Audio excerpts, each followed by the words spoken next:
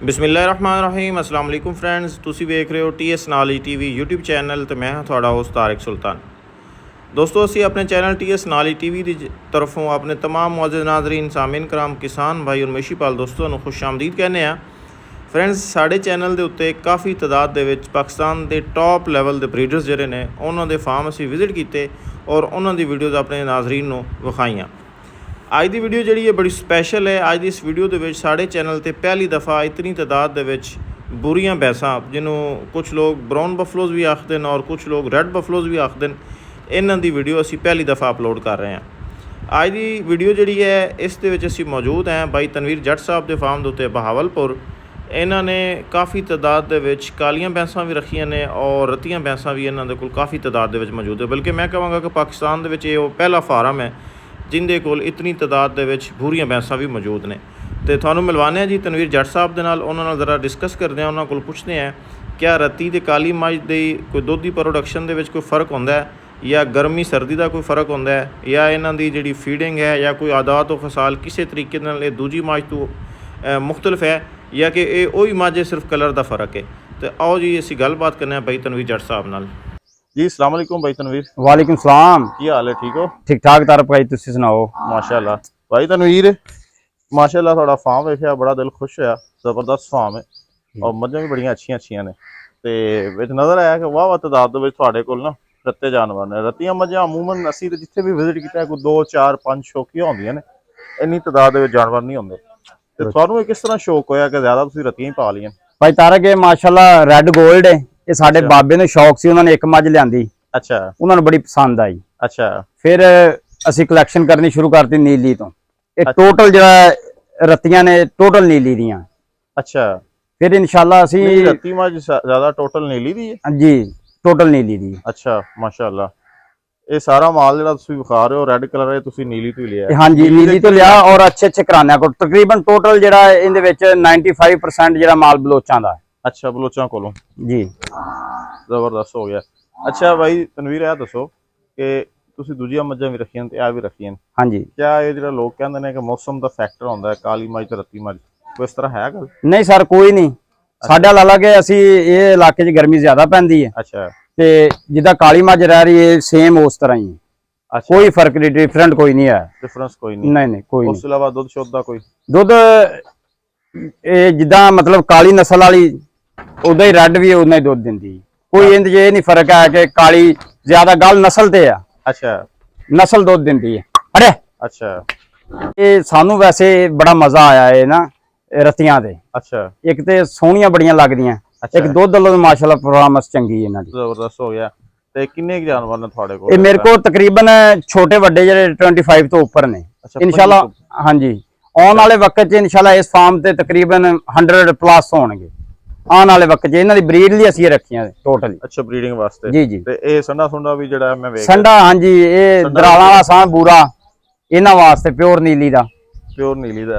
तो ये तुसीं नीली दी जेड़ी लाइन चलाना चाह रहे हो और रत्ती चलाना चाह रहे हो? रत्ती। कुछ लोग तो कहते हैं कि नीली दे विच रत्ता रंग बड़ा घट है। जी भाई तारक है घट ही, लेकिन असी लब के लियांदियां ने ना। अच्छा अच्छा। ते असी इन्हां दे इंशाल्लाह काला जानवर ज्यादा है, रत्ता थोड़ा घट मिलदा। रत्ता घट ते कलैक्शन कर करके ना माशाल्लाह। जी जी जी। ए साडी प्यारी देखो ना, इंदा की तारा ये प्यारी तनवीर भाई इसके बारे दसो जरा। तारक भाई ये प्यारी। अच्छा। उस्ताद अजीज वाली। उस्ताद अजीज जी जी। उस्ताद अजीज बलोच वाली। उस्ताद अजीज बलोच वाली मैं सोई तकरीबन 2 महीने हो गए। अच्छा माशाल्लाह, जबरदस्त अच्छी। अच्छा दूध दी मालकान। अच्छा अच्छा माशाल्लाह। ये कितना अरसा हो गया थोड़े कोल ऐसे सूए? नहीं।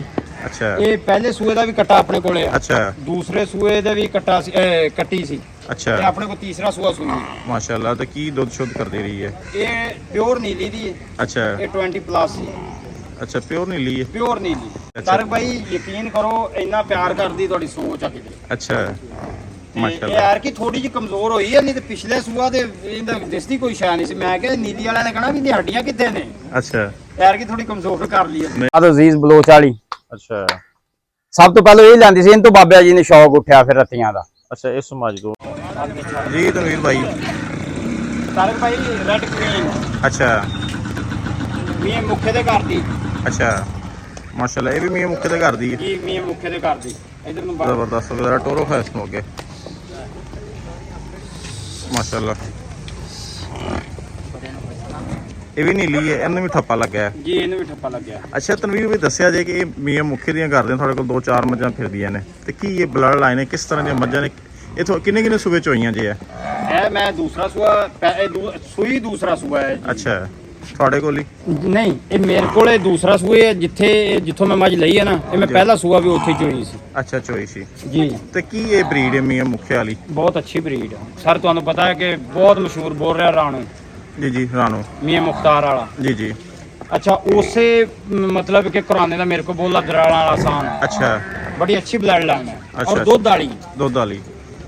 ਇਹਦਾ ਵੀ ਦੁੱਧ ਅੱਛਾ ਹੈ। ਚਲੋ ਅੱਗੇ ਤੁਹਾਨੂੰ ਜ਼ਰਾ ਸਾਨ ਦਾ ਸ਼ੌਕ ਵੀ ਜ਼ਰਾ ਕਰਵਾਉਣਾ ਆ ਜਾਓ ਤੁਹਾਨੂੰ ਮਾਸ਼ਾਅੱਲਾ। ਸਾਨ ਇਧਰ ਛੱਡਿਆ ਨਹੀਂ ਤਾਂ ਕਰਕੇ ਇੱਕ ਸਾਨ ਹੋਰ ਵੀ ਇੱਥੇ ਆਇਆ ਵੇ। ਇਧਰ ਨੂੰ ਝੋਟੇ ਨੂੰ ਮੋੜੀ ਨਾ ਆਇਆ ਪਿਆਰੀ ਵਾਲੇ ਨੂੰ। ਇਹ ਵੀ ਸਾਨ ਦਾ ਸ਼ੌਕ ਤੁਹਾਨੂੰ ਕਰਵਾਉਣੇ ਆ। ਪਿਆਰੀ ਕੱਟਾ ਮੱਝ ਕਿਹੜੀ ਹੈ? ਚੀਰਾ। ਹਾਂਜੀ ਪਿਆਰੀ ਕਿਹੜੀ ਹੈ? ਇਹ ਜਿਹੜੀ ਅੱਛਾ ਇਹ ਉਸਤਾਦ ਅਜ਼ੀਜ਼ ਬਲੋਚ ਵਾਲੀ ਜਿਹੜੀ ਕਹਿੰਦੇ ਹੋ, ਇਹ ਪਿਆਰੀ। ਜੀ ਉਹਦਾ ਬਿਲਕੁਲ ਉਸਤਾਦ ਅਜ਼ੀਜ਼ ਵਾਲੇ ਕੱਟੇ ਦਾ ਕੱਟਾ। ਅੱਛਾ ਇਹ ਗੱਬਨ ਸਾਡੇ ਕੋ ਆਈ ਸੀ ਉਹਨਾਂ ਕੋਲੋਂ। ਅੱਛਾ ਇਹ ਮੂੰਹ ਖੀਰਾ ਲੈ ਮਾਸ਼ਾਅੱਲਾ।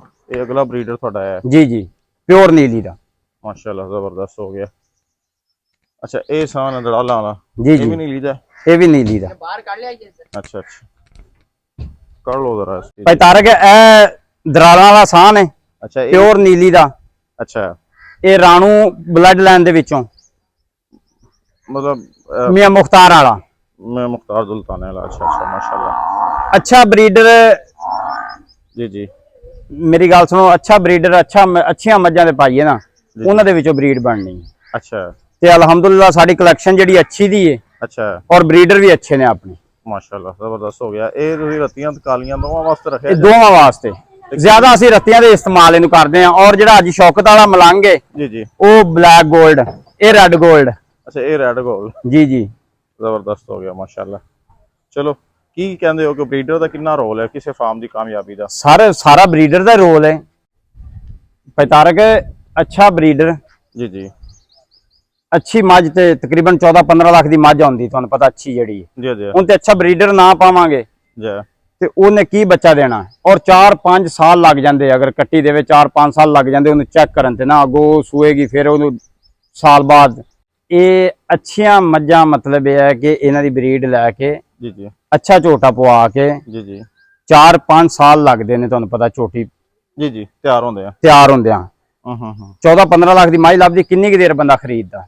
ਸਹੀ ਕਹਿ ਰਹੇ ਹੋ। ਅਸੀਂ ਇਸ ਵਜ੍ਹਾ ਤੋਂ ਇਹ ਝੋਟੇ ਰੱਖੇ ਨੇ ਕਿ ਆਪਣੀਆਂ ਕਲੈਕਸ਼ਨ ਅੱਛੀ ਕਰਕੇ ਉਹਨਾਂ ਦੇ ਝੋਟੇ ਕ੍ਰਾਸ ਕਰਵਾ ਕੇ ਅੱਛੇ ਬੱਚੇ ਲੈ ਜਾਣ, ਉਹਨਾਂ ਦੀ ਗਾਂ ਬਰੀਡ ਤਿਆਰ ਹੋਵੇ।